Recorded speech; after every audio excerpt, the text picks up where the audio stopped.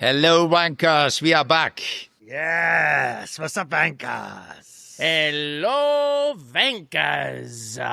Spa, baby. A classic. What a classic race that was, huh, Guenther? Yeah, it was classic because it rained, Spa without rain wouldn't be a classic Spa. That would be a boring Spa, We need some rain, So Yeah, it was so exciting. That's what that race was. Did you get wet, Guenther? We know you were there. Were you soaked or did you stay dry? I mean, I was prepared for it. I had waterproof shoes. Everybody laughed at me Sunday morning about my waterproof shoes. All my colleagues, because I was with German TV, they showed who laughed at the end? Me, because I was the only one with dry feet. We had an umbrella, which we obviously, like proper idiots, forgot taking onto the grid. So we had somebody to go and get them for us, because we were the only TV crew without an umbrella. So that wasn't smart. But anyway, no, I didn't get wet. I mean, I was well equipped. I was well prepared. I've been in Spa before. And you just need to do for Spa. Always think it will be raining, Spa. Does it feel horrible to get wet and then not really get a wet race? Yes. Yeah, that didn't feel great. You are physically wet, but then you don't get the pleasure of watching the spectacle of a wet race. That must be, I would be infuriated. I wouldn't say I was disappointed, because we really waited until it was dry. It was almost watching. It was almost like a NASCAR race, The only thing what they needed to blow dry the track, the rest was like this. It was pretty annoying, And you're standing out there doing TV for 1 hour and 20 minutes in the rain, and then when it gets dry, we go racing. Well, we will discuss all of that and more on this episode of Vankah Hours, brought to you by BetMGM. We're going to cover Oscar Piastri's, victory, stopping the bleeding of Lando's wins. Obviously, all the chaos going into this race. Should we even race in Spa? This is the question that people are asking. Lewis Hamilton writing letters, Kimi Antonelli crying. There's so much going on. Guenther having beef with Helmut Marko. We're going to cover it all here today on Vankah Hours. But before we do that, why don't we cue the music? No fuck smash, my dog. I'm got the fucking Steiner and I'm back for more. No fuck smash, my dog. I've got the fucking Steiner and it's time for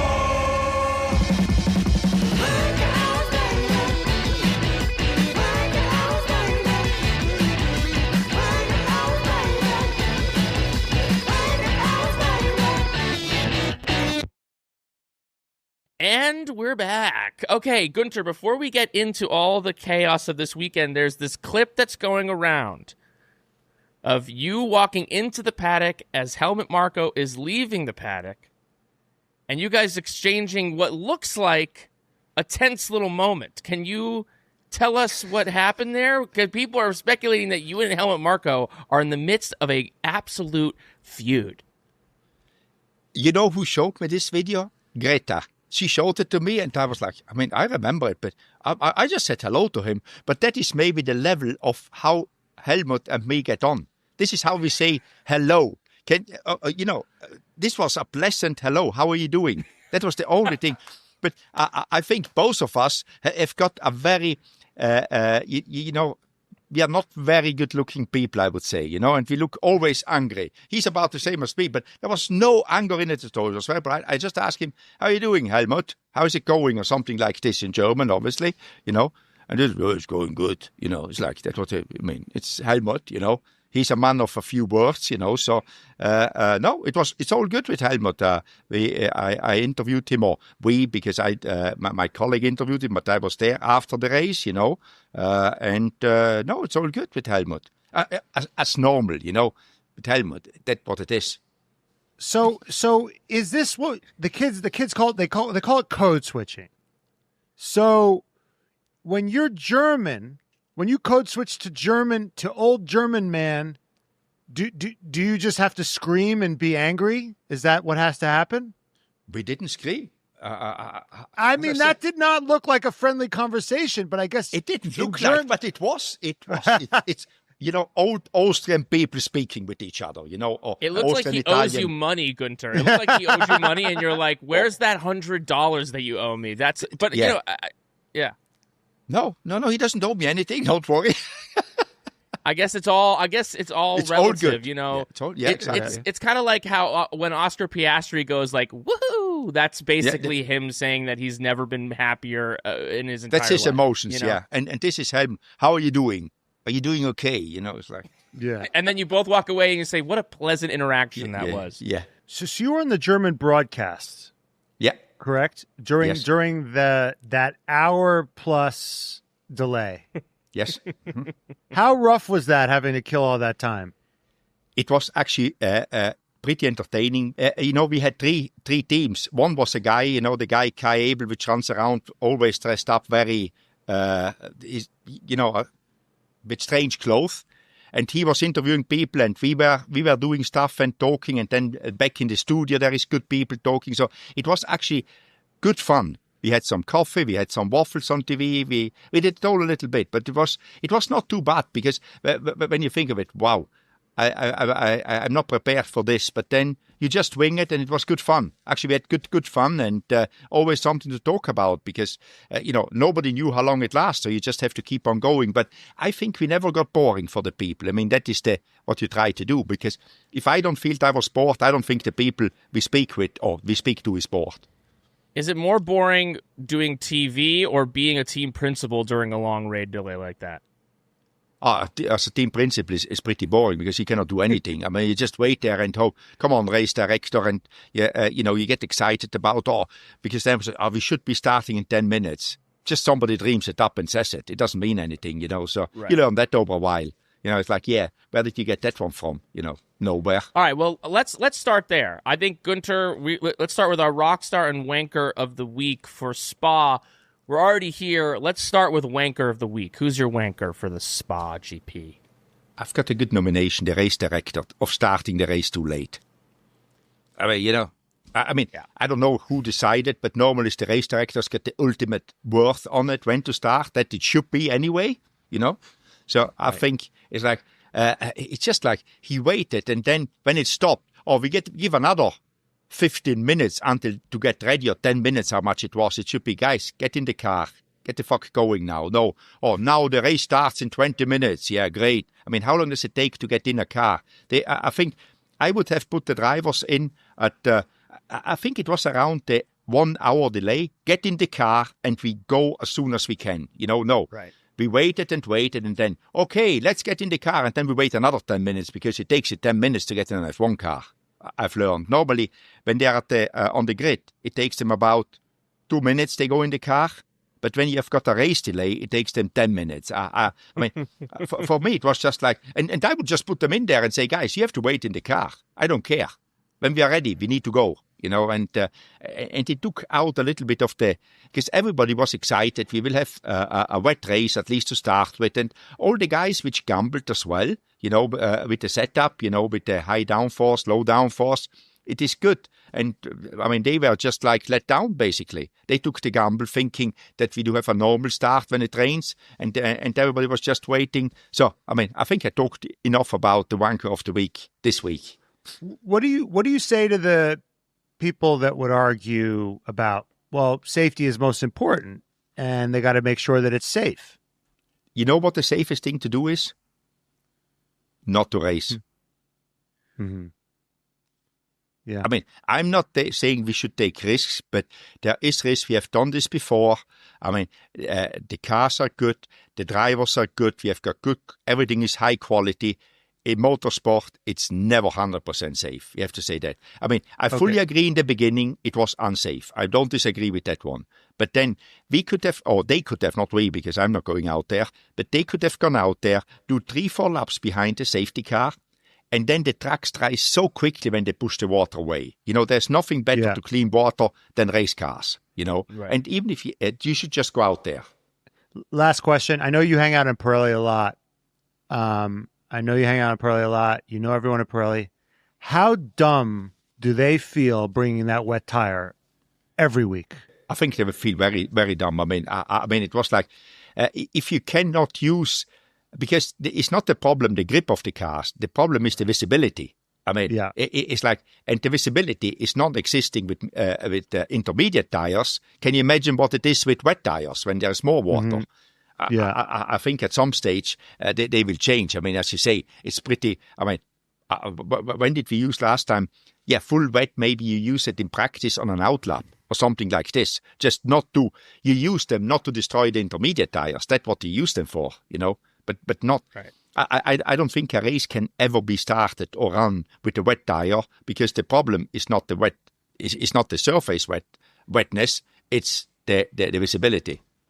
How do you fix that? I mean, people had talked about putting like flaps on the back of the cars. Is this just an inherent issue? But it seems like it's gotten worse as the cars have gotten better. Yeah.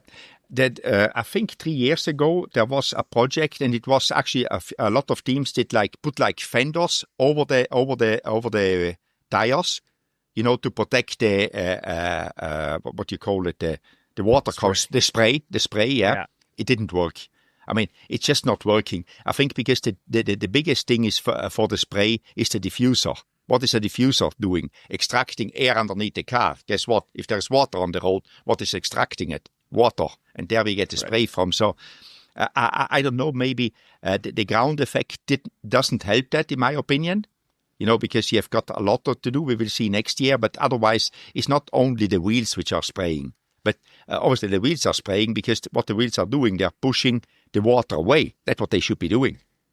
Well, it's an interesting thing because the last race was at Silverstone, where we had a great wet race. Yeah. But then there was some talk after the race about, there was that moment Hadjar ran into the back of Antonelli, I think it was, and there was some talk from the drivers that, maybe they pushed it a little bit too close to the edge. And then you come to a track like Spa, which can be, one of the most deadly tracks in F1 history and in racing history. Now there's a discussion whether Spa should even be on the calendar at all, because it's always raining there. The amount of times in the last 10 years where it's been raining, we had that race a few years ago where it didn't even happen. Basically, they did 2 laps behind a safety car, and then that was it. George Russell gets a podium.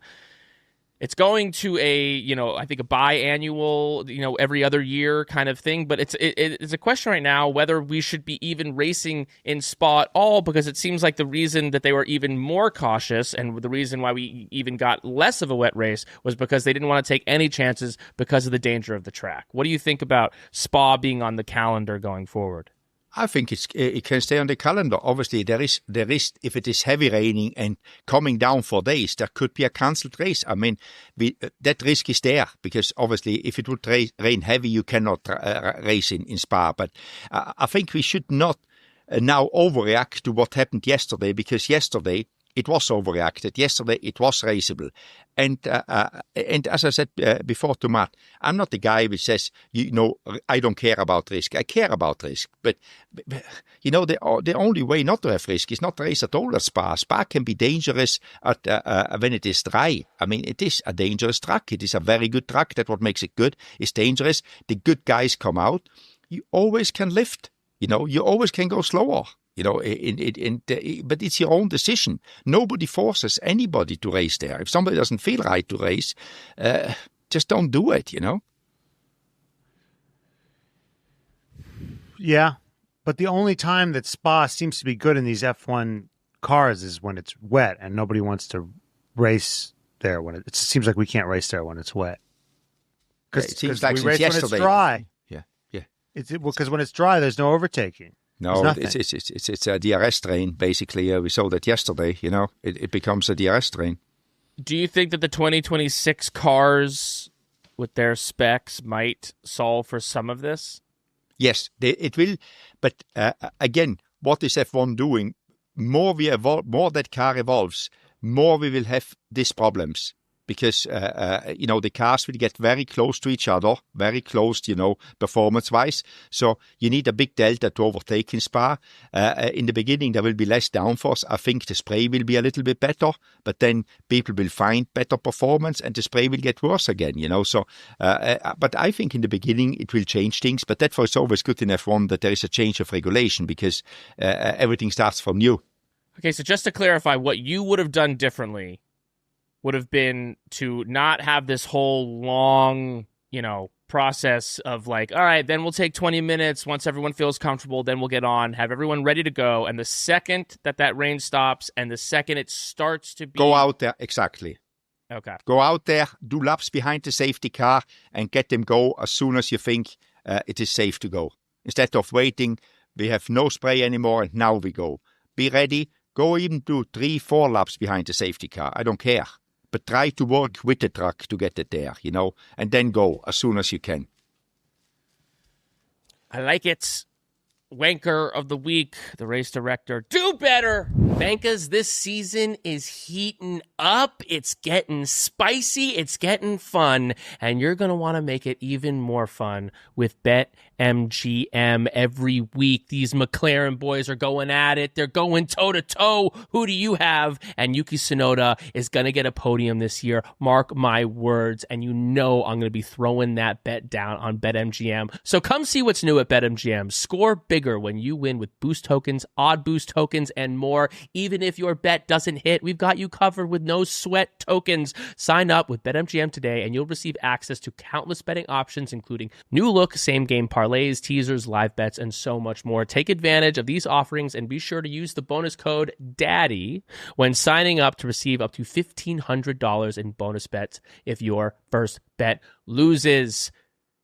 See on BetMGM, Vankahs. Gambling problem? Call 1-800-GAMBLER. Available in the U.S. Call 877-8-HOPE-NY or text HOPE-NY 467-369 for New York. Call 1-800-327-5050 for Massachusetts. 21 and over only. Please gamble responsibly. Call 1-800-NEXT-STEP for Arizona. 1-800-BETS-OFF for Iowa. 1-800-981-0023 for Puerto Rico. First bet offer for new customers only. Subject to eligibility requirements. Bonus bets are non-withdrawable. In partnership with Kansas Crossing Casino and Hotel. See BetMGM.com for terms. U.S. promotional offers not available in New York, Nevada, Ontario, or Puerto Rico. All right, Guenther, who was your rock star for the Belgian GP? Oscar Piastri. I mean, he did, he did everything. He didn't do, he didn't do bad in qualifying, but he didn't do as good as he wanted to do. But he made it up on the first lap. So who cares for him, Again, he just can execute. When he gets to it, he stays calm. That's what he needs to do. He was given an opportunity. He takes it. What do you think? Are you as confident, continuing to be as confident about him winning this championship? Yes, getting more and more confident. Is he supposed to be less confident after he wins the race, Brian? Well, or? I mean, what about Lando did beat him in qualifying? Do you see anything there, or all nullified by the race start? Yeah, no, but in qualifying, I mean, they're so close together, as I always say, talent-wise. So you cannot expect that he dominates Lando, because Lando is a very good driver. So some he wins, some he loses. But when he loses the qualifying, he doesn't give up. He gives himself a good chance on race day and tries hardest. I think he wanted to impress his grandfather, which was there. So Mm-hmm. So. Well, a lot of people are talking about that this is another Lando choke job. That Lando choked. That he screwed up that restart. He had a few of those mess ups while trying to make up that gap. What do you make of the people saying that Lando choked in Spa?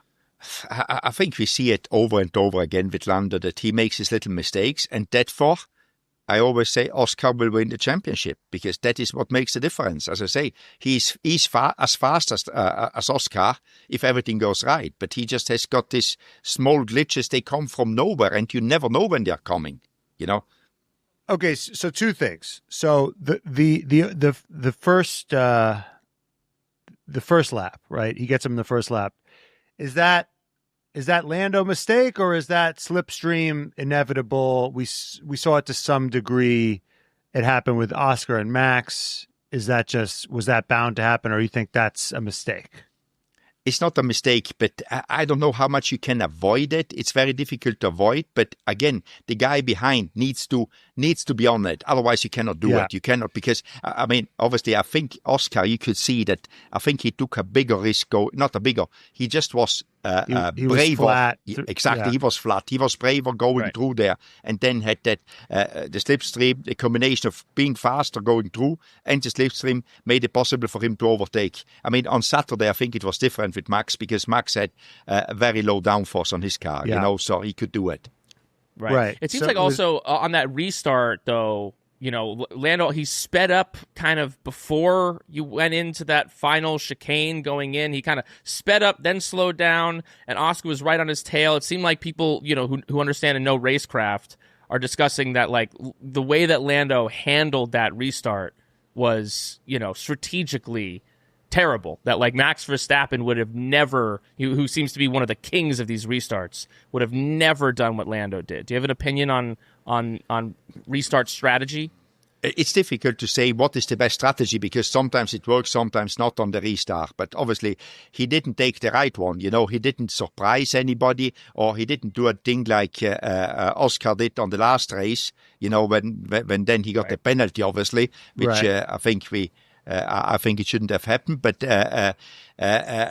anyway, these restarts, you need to be smart and to try to outsmart the guy behind you, and he didn't because Oscar really was on him and saw through it what he was trying to do, So it's one of these things, you always can say, he could have been smarter with the restart, but that's a thing. Sometimes you get it right and sometimes you don't, because it's tactic, They were also saying Oscar did the racing people said Oscar did a cheeky thing where he lifted before Eau Rouge to give himself a little bit of space, and then there was some craftiness there. I guess I want to also speak about, the quote unquote mistakes that Lando made, where he locked up here and he locked up there in his chase down. I want to talk about a little bit, in the English speaking broadcasts, they were talking about, he's chasing him down. He's definitely going to get him. If he hadn't have made those mistakes, he definitely would have got him. No, I don't think he could have catched him. Okay. No, I think the race was gone for him. I don't think he had a chance once Oscar was gone.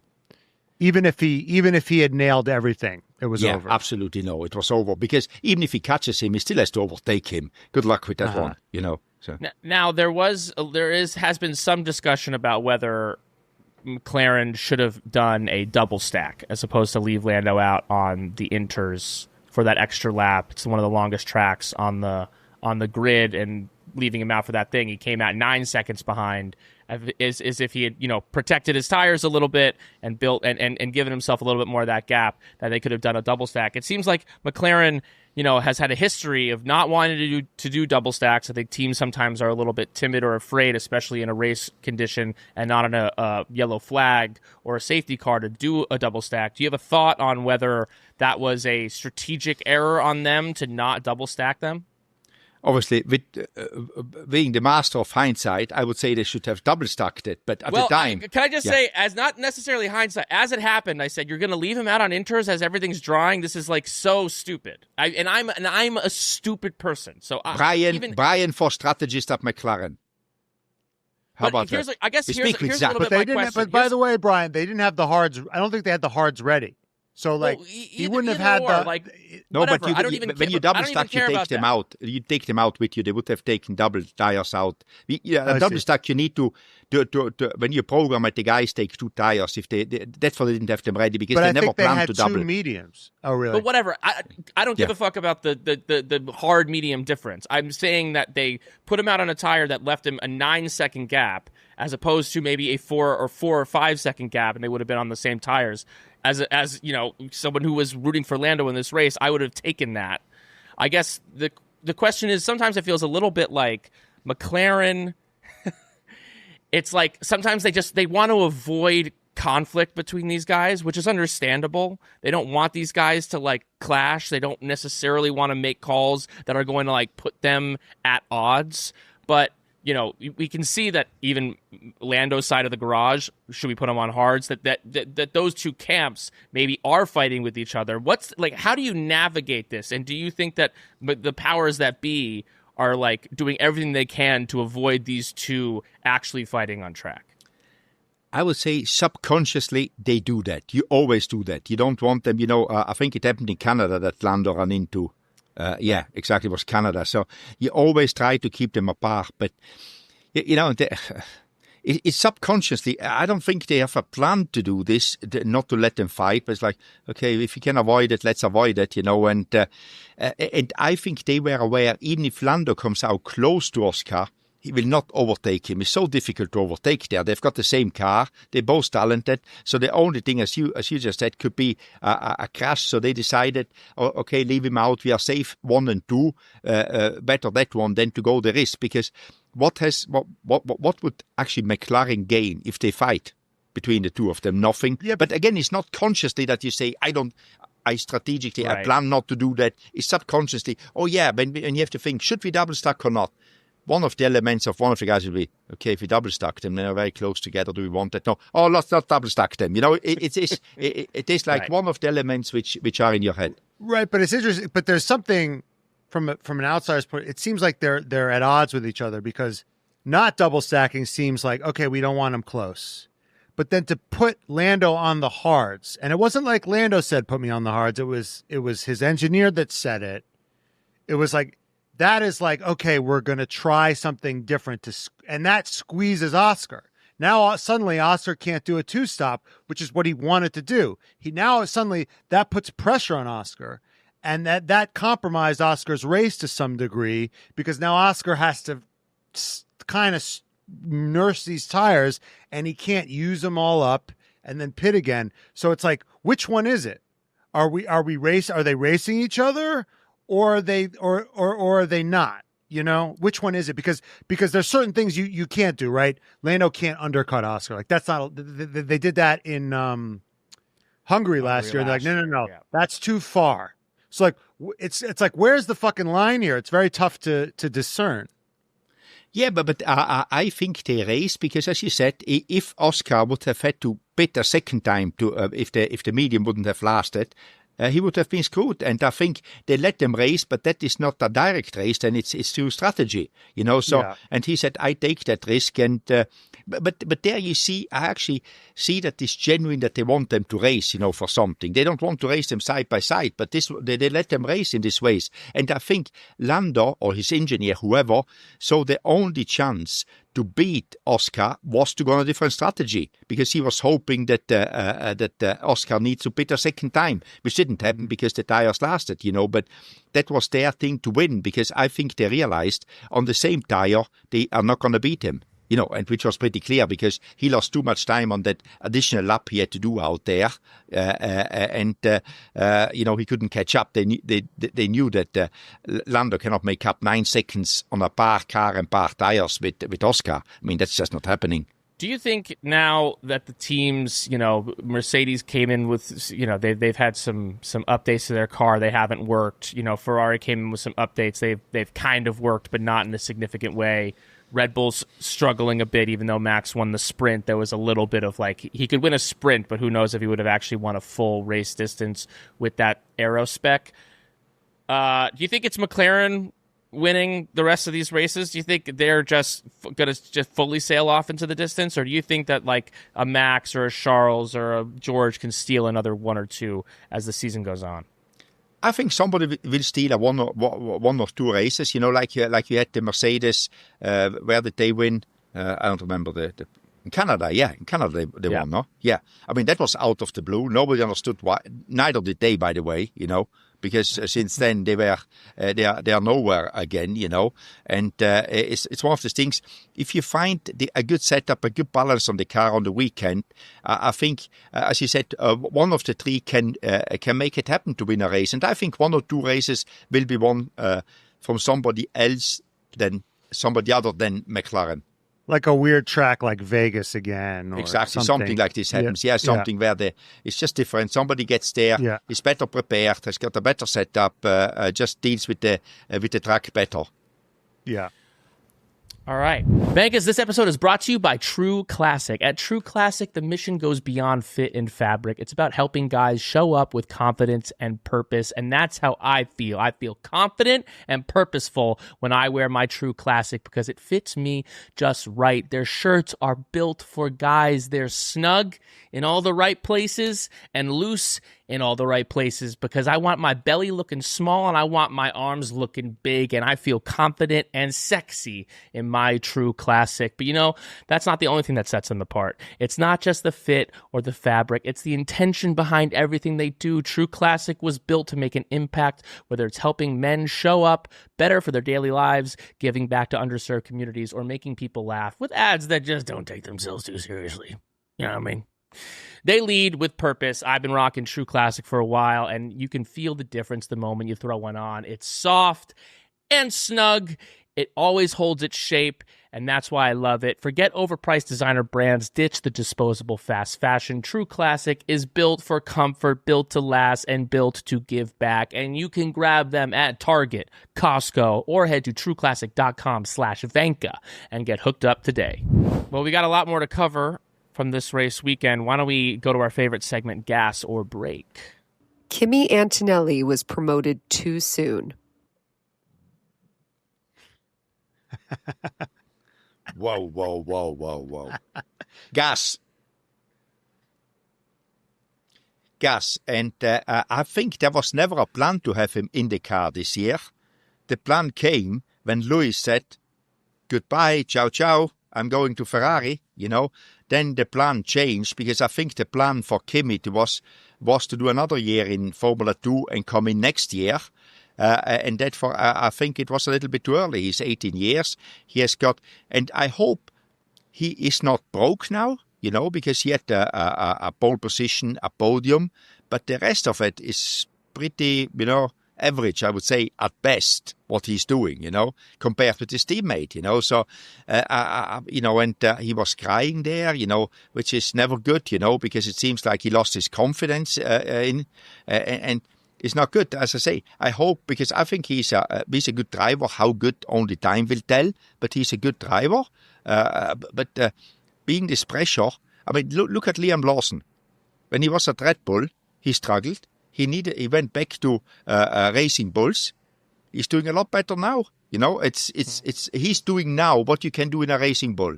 I mean, it's like, you know, but it took him a few races to regain his, you know, mojo.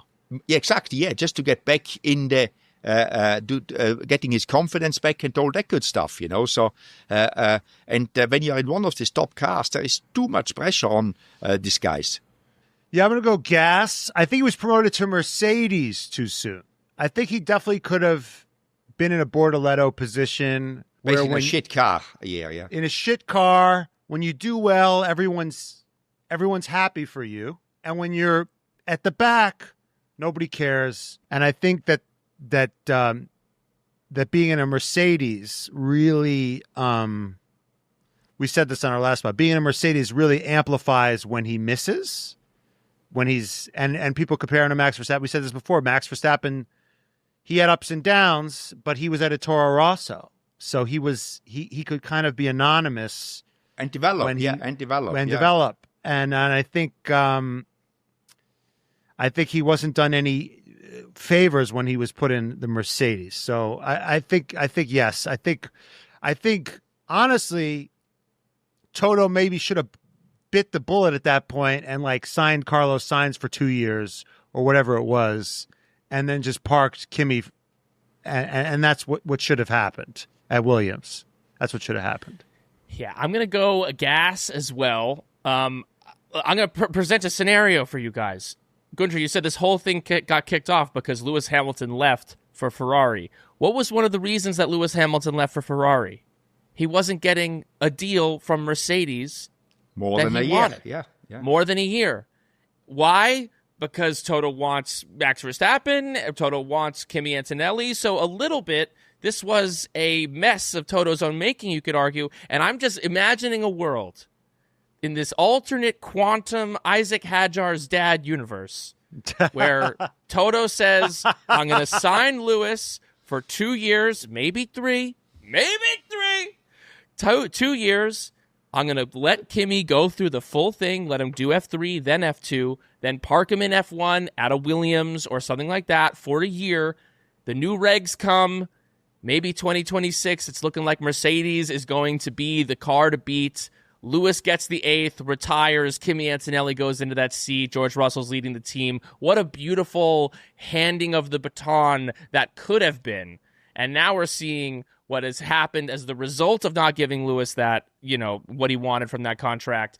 Kimi Antonelli hopefully not being broken by this experience, and Lewis Hamilton having a horrible time at the team in red. Full gas. And now Toto is in the same position again, because now he has to give George 1-year contract, because obviously he wants Max if the car is good for 27.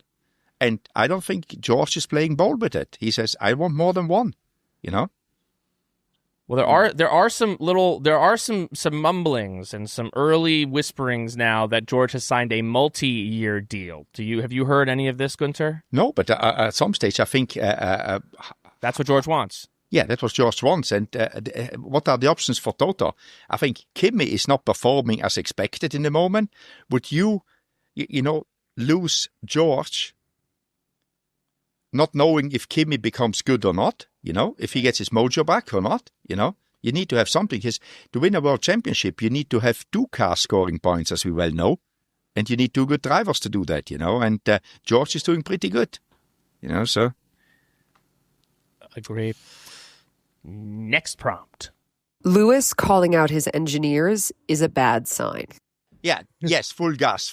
I mean, you cannot go more full throttle. It's like, first, second, third gear, just a straight line. It's like if the driver needs to explain the engineers that the results are not good, I think, how about the engineers telling Lewis, the track limits are there. You shouldn't go over them, by the way. If you didn't know that, we tell you. I mean, the engineers are pretty smart people. And then again, they've got Fred Vasseur there as well to do his job. And I think I respect Fred, and he's doing a good job. It's just not as easy. Yeah, of course. I'm going full gas. Lewis calling out engineers, not a good sign at all. It's also not a good sign how he's been doing against his teammates. I mean, everyone makes a big deal about how he did this big come-through drive. That, should he have gotten driver of the day? 11 places, this, that, the other thing. And meanwhile, Charles Leclerc is on the freaking podium. What are we doing? It's like you're doing, this is wrong with the car. That's wrong with the car. This is wrong with the car. It's like, dude, why don't you beat Charles in qualifying? I don't know. Maybe I'm crazy. And I need to also, George Russell came out afterwards that he needs to sit down with the people, talk about the performance of the car. James Allison knows that the car is not performing the Mercedes, He doesn't need George Russell to tell him, in my opinion. I mean, these drivers now all becoming the manager of the team, It's like, the guy which assembles the car now tells the driver the line he should be taking. I mean, we just swap jobs here, So if everybody in a team does his job as being told, it will be a good team. But if everybody does everybody else's job, normally it doesn't work. You haven't seen the F1 movie where Brad Pitt is just telling the car designer how to design the car, and then he's like, well, what if you just did this? And she's like, aha. And then do you think they're copying Brad Pitt? I mean, I haven't seen the movie. I haven't seen the movie. So they've been emboldened. They saw the movie, and now they're emboldened. They're like, I'm Sonny Hayes. I'm Sonny Hayes. Brian, you know who produced the movie? Lewis Hamilton. He was, because maybe that's how he envisions it working. Right. Okay. Yeah. He's Brad Pitt in this scenario. You know what? I'm going to go against the grain of you guys. I'm going to say break. The cars are bad.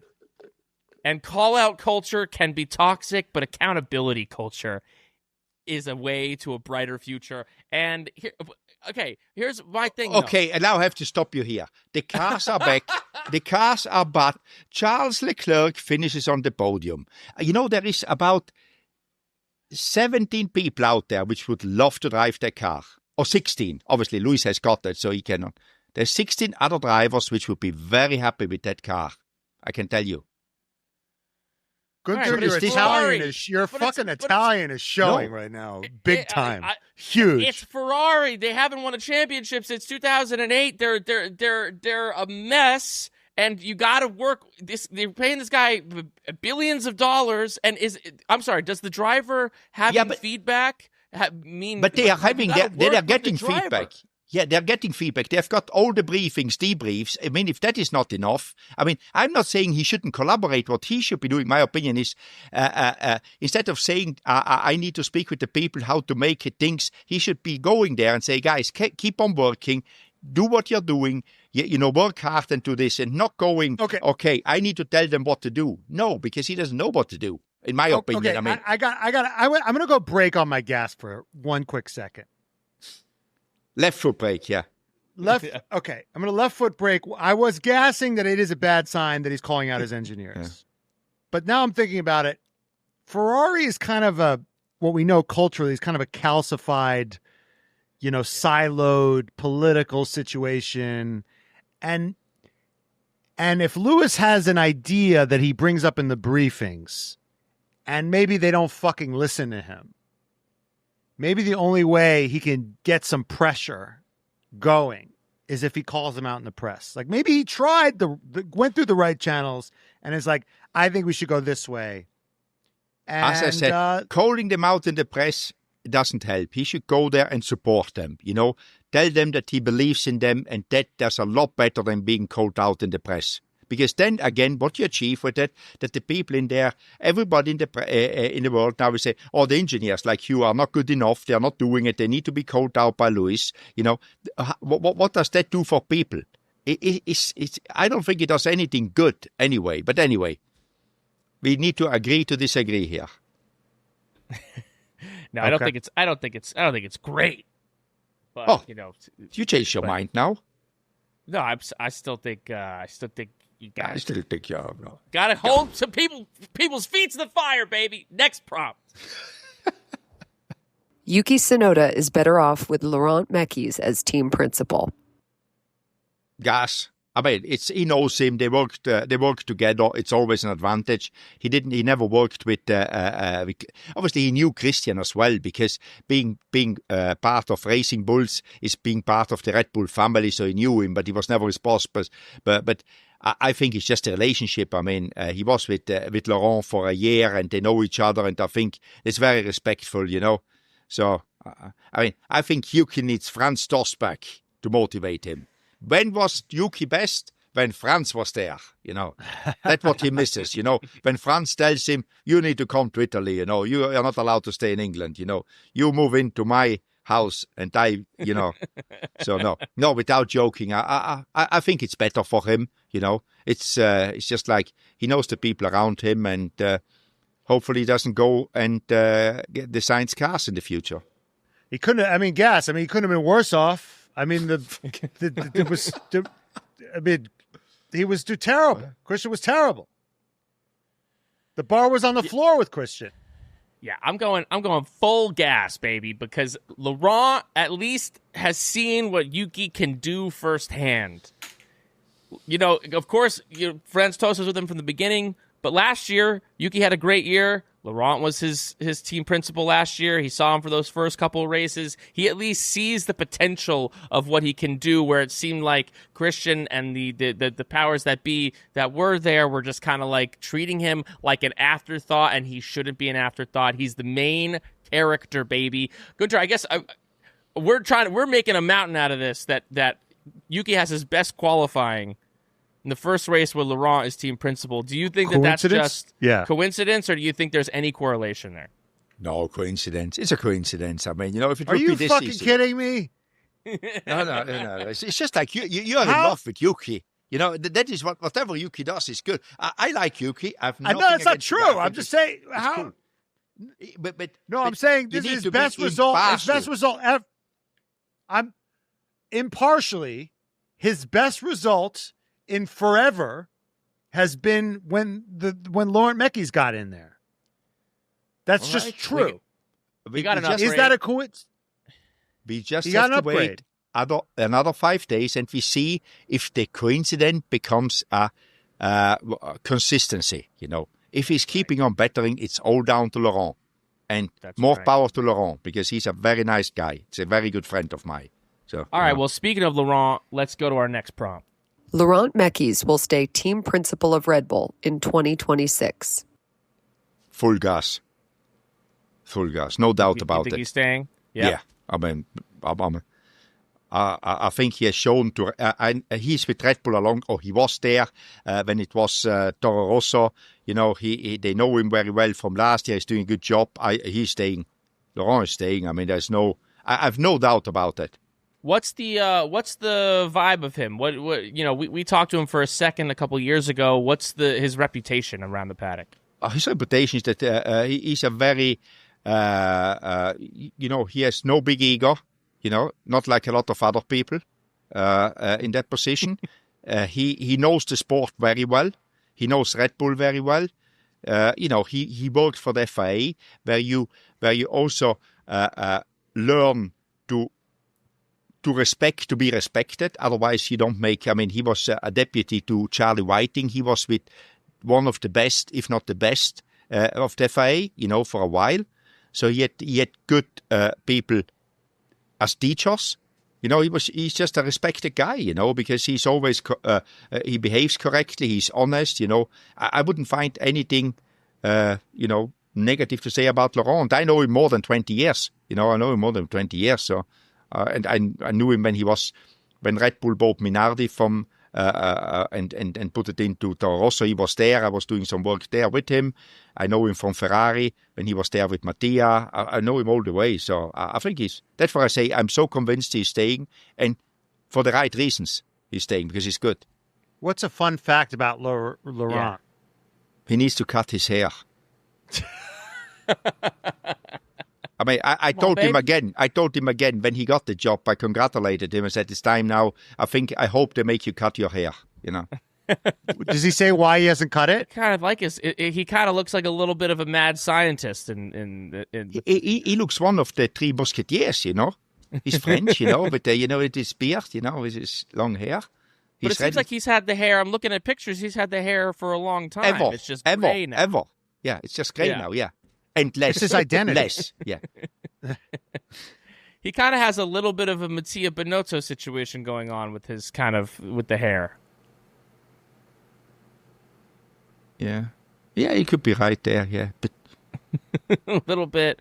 I feel like some of these heady Europeans, this is the way that they express themselves when you're a little bit more of like a heady genius guy, you know what I mean?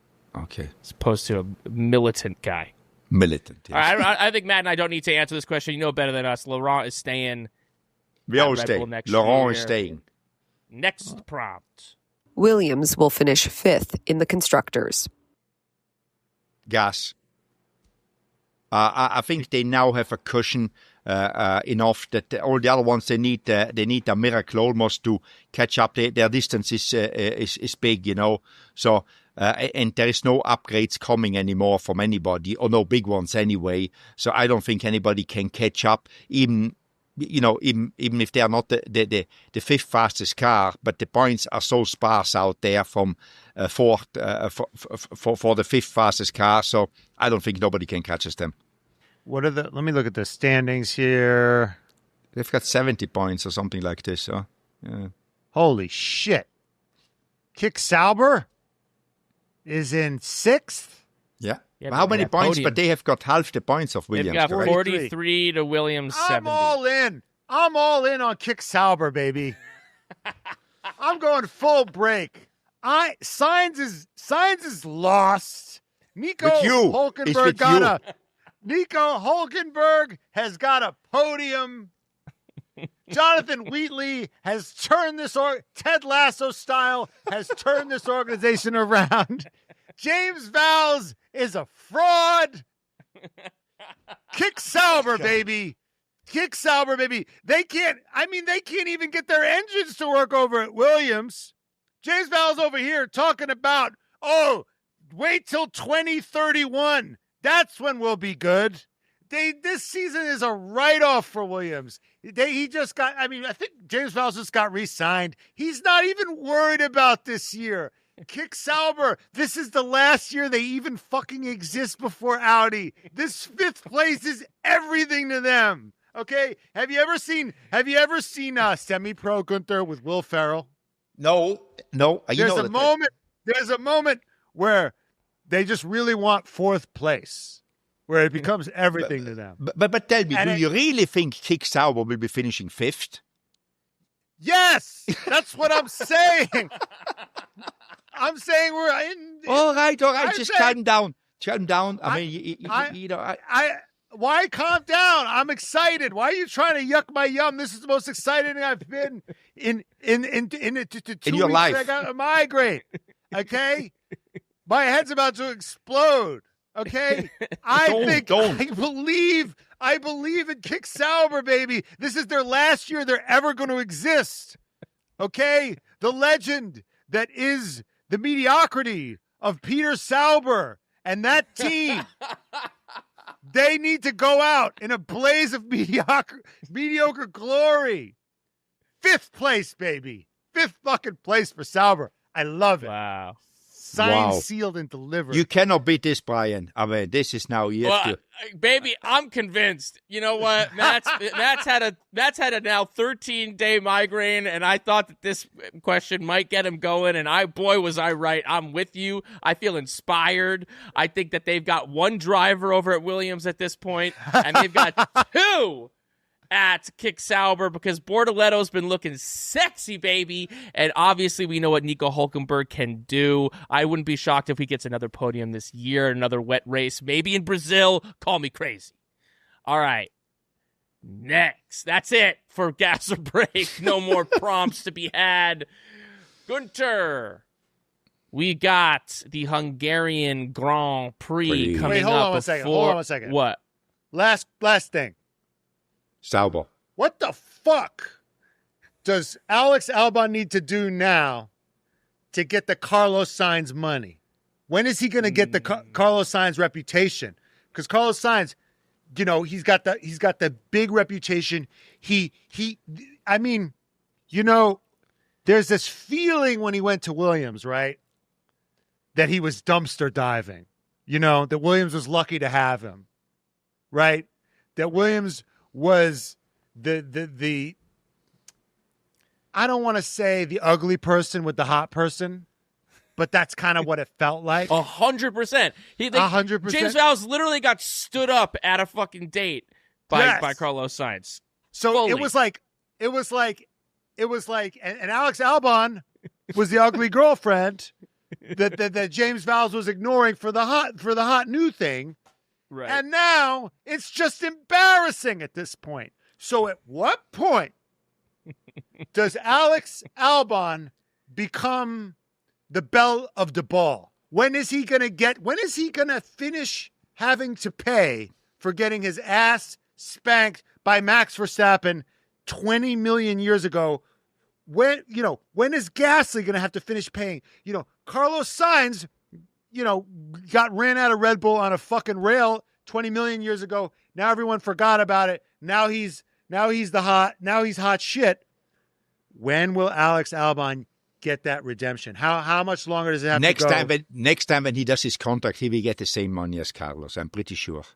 Don't worry, Matt. Just calm down. I'm looking after your migraine here. We will look after it. I'm really worried about Alex Albon's financial future. Don't worry. He talks about. Okay. He will be all right. He's all right, actually. He will be being good. Just calm down. Do you think that the vibe of him, like the impression of him around the paddock, has shifted this year? Do you think that It was there before. He was always considered. Yeah, it was always considered. He's just like, he's another one, a little bit like Hülkenberg. He never could make it in at the right time in a good team, up to now. Alex obviously is very young still, he's not even 30, I think. He's late 20s, so he still got a chance. But he's one of them again, which, as you said, was, rated very highly, then basically his career got killed by a certain Max Verstappen, which killed another 5 careers. He wasn't the only one. Right. And then, but he made up good again, and I think when there is a seat in a good team, he will be one of the candidates because he's good. Right? There's no doubt about it. Everybody knows that. So Matt can stay calm. Next time he gets a contract, Alex will get some money, will get some podiums, will get some wins, hopefully. Do you think that if, Matt and I were discussing this, do you think that if Max ultimately does go to Mercedes, that it would make sense for Red Bull to bring on Alex Albon, given that he's a Thai driver and, the Thai half of the Red Bull business? Oh, yeah, it's a big possibility. It's a big possibility that he goes back there, and everything has changed now, so now everything is open again. It was not like before, we cannot have a driver back, which was here, which left us, I think, it's a new game at Red Bull. And especially if Max goes, they need the best people or the best driver they can get, So you think it's a new day, it's a new dawn, it's a new life for Alex Albon. And Red he's Bull. Feeling good. All right, Guenther, you got the podium exactly correct for the Spa GP. You said it was going to be Oscar Piastri, Lando Norris, Charles Leclerc. You're on a heater. You're winning our podium standings with 37 points. Matt has 27, and Brian has 19, riding that Lando coin till the wheels fall off, baby. What do you predict? What are your predictions for the Hungarian Grand Prix? Lando, Oscar, Max. I can't even remember what I said yesterday or the other day. You said Lando, Oscar, and Leclerc, I think. I know I said Lando, but it feels weird to just copy his picks. But Lando, Oscar, yeah, fuck it, Leclerc. I'll say that again, yeah.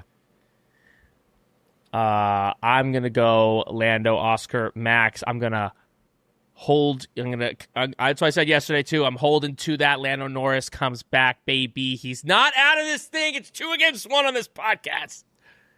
But the second half of the year was where Lando had excelled last year. From this point on, I like what I'm seeing, baby. All right, Vankahs. We will see you next week. Goodbye, Wankers. Goodbye, Vankas. Auf Wiedersehen, Vankahs.